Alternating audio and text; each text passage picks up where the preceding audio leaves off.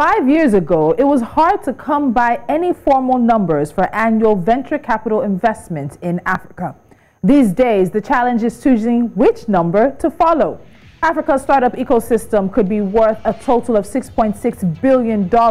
Of this amount, $6 billion is concentrated in 5 cities: Cape Town, Lagos, Johannesburg, Nairobi, and Accra.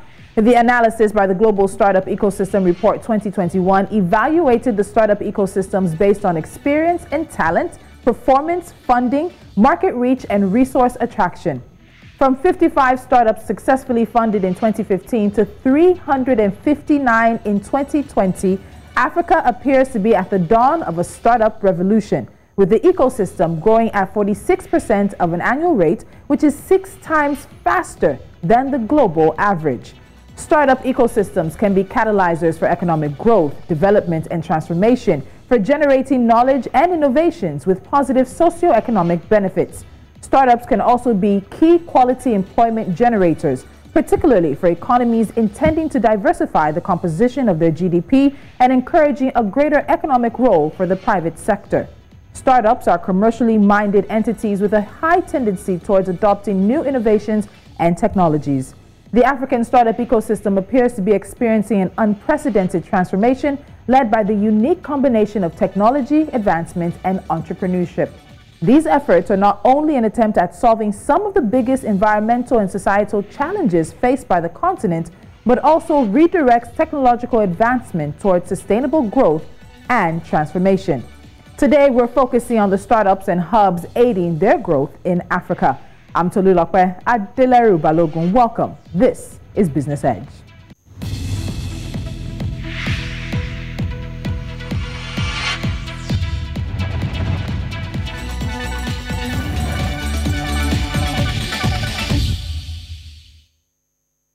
Joining me from Kenya is Joshua Murima. He's the head of engagement and investor relations with Briter Bridges Limited. Joshua, welcome to Business Edge. Thank you so much for joining me. Thanks so much, Tolulope. Good to be here. All right. So before we get into how 2020 turned out for African startups, let's quickly look at before we get into 2021, let's look at how 2020 was. Now, startups operating in Africa reportedly raised around $2.4 billion in 2020, and there was a drop as expected because of the COVID-19 pandemic. What was the effect of the pandemic, particularly on that ecosystem that the continent has been building? Sure. So the effects of the pandemic was actually felt once, there were announcements that there were going to be lockdowns, right? So governments were announcing new norms, and we saw a drop in deal activity around March 2020, and this, in a way, had an effect into the overall deal volumes that were seen in that year, 2020. And we saw that, in terms of disclosed deal volumes, excluding M&A, we saw a drop as compared to 2019.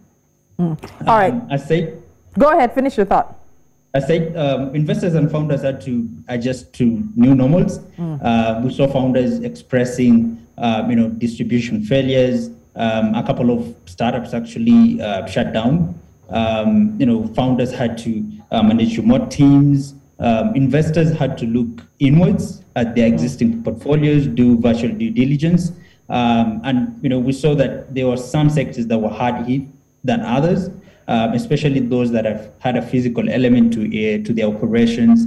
And some proved to be resilient, such as clean tech and logistics. We saw sectors coming out as those that thrived, and this included, healthcare, e-commerce, and fintech. Okay. So now let's move forward to 2021. So every year, basically before last year, has been literally called the year of the African startup. But 2021 is looking to outdo that. And in the research that Briter Bridges released, you're forecasting that fundraising by African startups could reach almost $5 billion for last year. That's higher than the figure of the money raised in the 3 years before combined. So Josh, tell us, what's bringing this money, this investment to the African continent? 2021 for sure outdid previous years, but what's really bringing the money is the increased conversation and buzz and hype and coverage about African startups, right?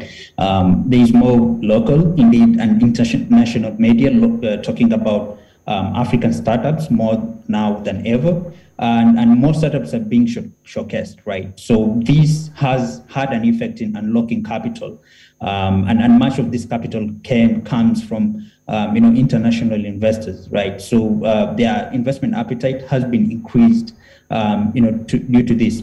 Secondly, we are seeing more success stories, more exits, more M&A within the ecosystem, seeing more, corporate involvement. We are also seeing, more companies growing, raising subsequent mega amounts of funding at mega valuations. So, this would relate to the unicorn stories that have been seen, especially in 2021, right? So, OPay, Cheaper Cash and the likes of Flutterwave being, industry leaders. And this has also increased the interest and the buzz that, the industry has seen and enjoyed in the year 2021. Okay, so with this money coming in, almost $5 billion, where is it going? What countries, what sectors are seeing the most financing come their way across the continent? Absolutely. So when you started, you mentioned that there was a lot more concentration. Yes, concentration and growth in 4 main countries in the continent. So this is what we now call the innovation and funding diamond, right? So looking at Nigeria being the top funded country in the continent by more than 1 billion. We are also seeing a lot of activity and interest in South Africa, mainly looking at Cape Town and a bit of Johannesburg. We are also seeing growth from Cairo and Egypt, and this has somewhat been the fastest growing ecosystem for the last 2 years, right?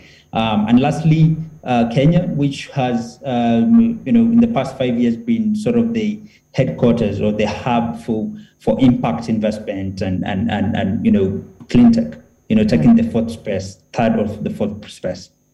So you mentioned, okay, go ahead, Josh. Yeah. Go ahead. As to sectors, we are seeing, that this is largely a fintech show, right? Almost more than 64% of the funding has gone into fintech startups. Whether or not you include or exclude the mega deals, it's a fintech show. However, followed by sectors such as healthcare, a bit of agriculture, clean tech, as well as professional skills development, and this sort of closely relates to education.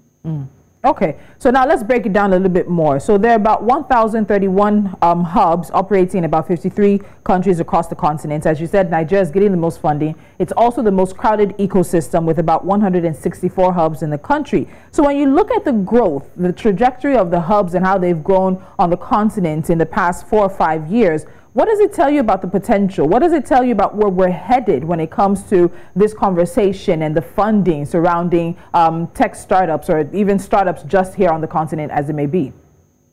Sure. So hubs work to mainly support the innovation potential in any specific ecosystem, right? We see them as the enablers to innovations, right? So there are lots of young people that come out of college that want to venture into entrepreneurship and startups, and pretty much don't have a direction on how to do that, right? As we all know, it is indicated that Africa is perhaps the youngest, or actually the youngest continent in the world. So there is huge potential to innovate, and the growth of the hubs, indicates the availability of capacity to support all these new ideas that are now being created, all these new solutions that are now being developed. And for sure, in the next 2 or 3 years, we're going to see more growth. We're going to see more, trends as to investment dynamics coming from the hubs themselves. All right, so let's quickly stay on the hubs before we go for a break. While we know that hubs tend to be concentrated typically in key cities or capital cities, there's an emerging trend where we're seeing this ecosystem support structure, as you said, sort of moving to non-capital cities, moving more to secondary and tertiary urban centers. What's the appeal? Why do you think that trend is starting to really pick up? Sorry. So one, brilliance is evenly distributed, but opportunity is not, right? So there are quite a number of, talented founders that live out of the, major capital cities or the major, urban centers, right? So talking about Lagos, talking about Cape Town, Joburg, talking about Nairobi, right? There are quite a number of, there's quite some activity out of these towns, right? However, much of the focus has actually gone to these capital cities. So it is actually, you won't be wrong to say that out of, the 1 billion that was deployed to Nigeria's startups, almost 90% has gone to startups operating in Lagos, right? Yeah. And that sort of has to change. So we are seeing trends where hubs are starting to focus on out-of-town founders or build presence in out-of-towns, right? So the overall purpose and intention behind this is really to, unlock equitable growth, right, in these economies of ours. So that's really the purpose, and for sure, there's a lot of buzz, there's a lot of discourse around equitable growth. More and more foundations, philanthropies, and donors are supporting the growth that exists out of the main four or the top capital cities or urban centers that we have in Africa. All right, Josh, hold on. We're going to get into some more conversation right after this. We're looking at the African startup space, and the conversation, of course, is revolving around how this ecosystem did in 2021. When we come back after the break, we talk about the women-led startup conversation and what does it really mean to be an African startup. There's a conversation as to what makes a startup truly African. Business Edge will continue right after this.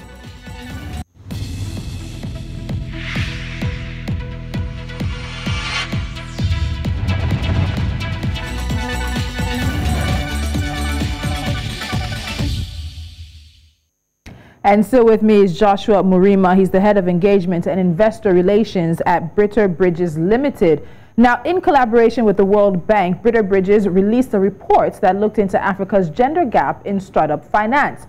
What the company found was that since 2013, only 3% of startup funding went to all-female funding teams, compared with 76% going to all-male teams.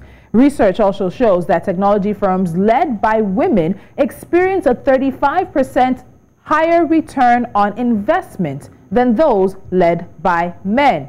Now, the answer is, what is the problem? So Joshua, let me bring you back into this. In terms of the financing gap that we're seeing with African-led female startups, what conclusions can we draw from the fact that even though investment in the African startup space has skyrocketed since 2013, the amount of money going to all-female teams has barely even changed in the same corresponding years?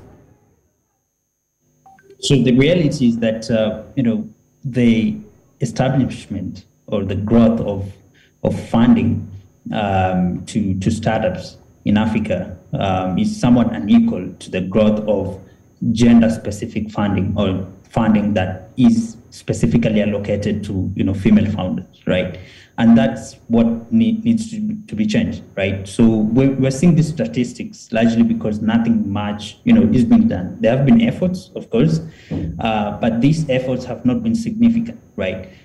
We need to do a bit more mobilization, more advocacy, and to cut the chase short, we need to stop talking about it and start working towards gender financing equality. Because when you look at the fact that these teams actually bring in higher returns on the investment, it would seem as simple as ABC to put money where you're going to get a higher return. But obviously it's not playing out like that. Why do you think you're still running into that issue, or women-led teams on the continent are still running into that investment issue?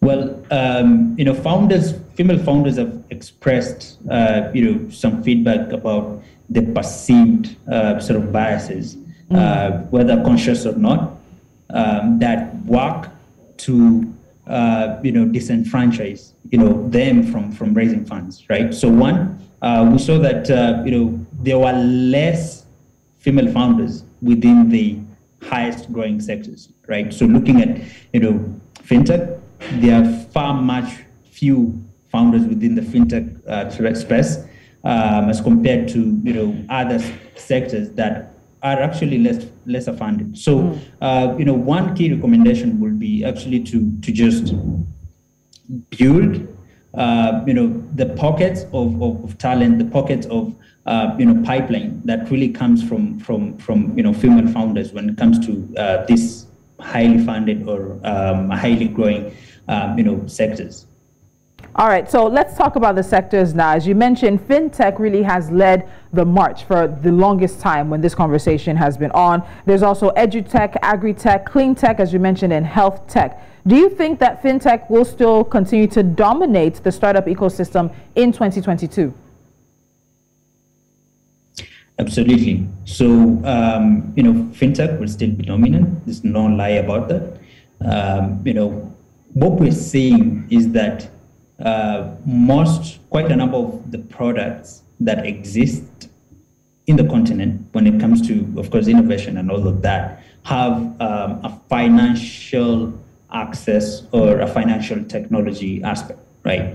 So, if you look at agriculture, we're seeing emerging models such as, of course, crowdfunding for farmers, credit scoring for farmers. Those are essentially sort of fintech, products that are linked to other sectors. So we're seeing a lot of, interplay between other sectors such as clean tech, agriculture, education, and fintech. And, if that continues to happen, of course, fintech will still be the clear winner, right?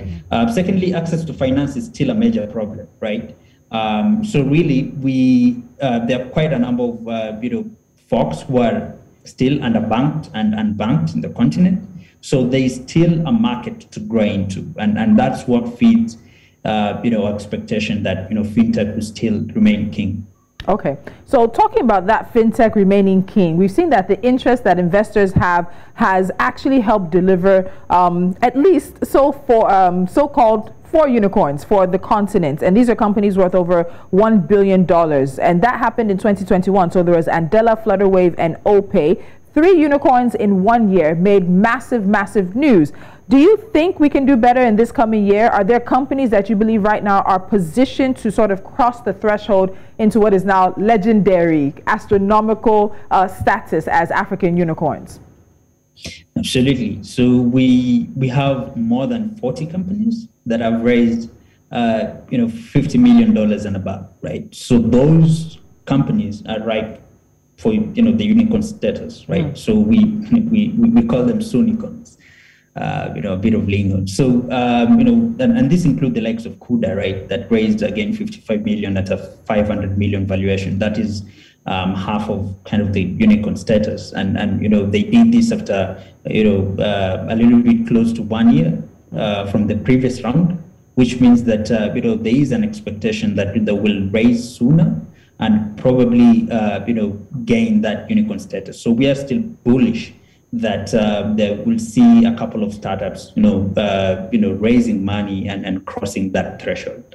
Okay, but now it raises the question of what does actually qualify a company to be called an African startup. There are a number of companies that are receiving investor funds, but they're actually incorporated outside of the continent. So would we still continue to call them African startups? How do you see this situation? Yeah, for sure. It has been a problematic conversation. There's been a lot of debate into what is African and what is not, right? It's a modern society. Everyone is trying to be politically correct. However, incorporation is just but a tool of establishment, right? I don't think it defines a startup as such, right? I might be Kenyan, I am Kenyan, but I might be registered in another country, right? That does not make me less Kenyan than another person living in Kenya. So really, we also have to understand some of the reasons as to why startups incorporate elsewhere, right? The reality is that, the larger majority of the funding comes from external investors, right? Yes. And you as a founder have to play to their game, right? So these investors have, geographical focus. They have, criteria to so that they deploy their capital. And it's much more easier if you are registered or incorporated within these, criteria, and you sort of tick the boxes, right? So it does not really, work to disqualify a startup as from being African, right? And third, I will think that, being African has to be, seen as inclusive and not exclusive, right? You cannot, call certain startups or certain people African to the exclusion of some, right? So that's really my take on that. All right. So, Josh, as we wrap up, let's look at the future. In 2018, there were 458 deals that raised about $725.6 million, a 300% increase from the time of 2017. There were 427 deals in 2019, raising $1.3 billion. And then we had, of course, the value for 2020, given the fact that that was a pandemic year. Now, 2021, your research, your company's research has put this at just under $5 billion. Where do you think we're headed in 2022? What projections do you have for the African startup ecosystem as this year starts to take shape? Sure, thanks. So one thing that we've seen in the relatively few years that, this ecosystem, this space has existed, is that, when you do ballpark or, forecasts as to investment volumes for the coming years, the space will definitely embarrass you, right? In the sense that we never knew we will get to $5 billion, right? Yeah. No one knew. And already 2022 has started with large deal announcements. M-Pharma just recently, Mr. Green Africa is just yesterday raised their Series A. We are seeing, more corporate involvement in the space. More international investors are trickling in to the continent. There's more excitement, right? And speculatively, we pretty much expect a more vibrant seed market, right? More than 900 companies are ripe for the seed, to raise a seed round in the next 12 to 18 months, right?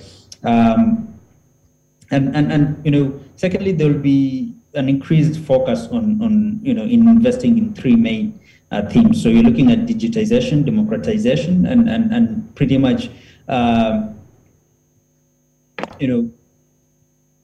themes that allow, more pools of capital to be made available for more founders, right? So I don't want to stick to any particular numbers, but we are probably going to, be at a better place at the end of the year, right? I'm still bullish that, the growth rates that we've seen last year are sustainable. Okay, Josh, we'll leave it at that. So we know we'll be checking in with you throughout the year to see how the ecosystem is faring and how the deals are coming along. And we're looking forward to seeing the potential in that. Joshua Murima, thank you so much for joining me from Kenya. Thank you. All right, and he wants to be bullish and a bit conservative, but almost $5 billion raised in 2021, more than the past 3 years combined, shows you the potential that Africa's startup ecosystem holds. Imagine the jobs, imagine the development, and imagine the progress that the continent can make in the next 1 year. This is Business Edge. Up next is NC4 to watch.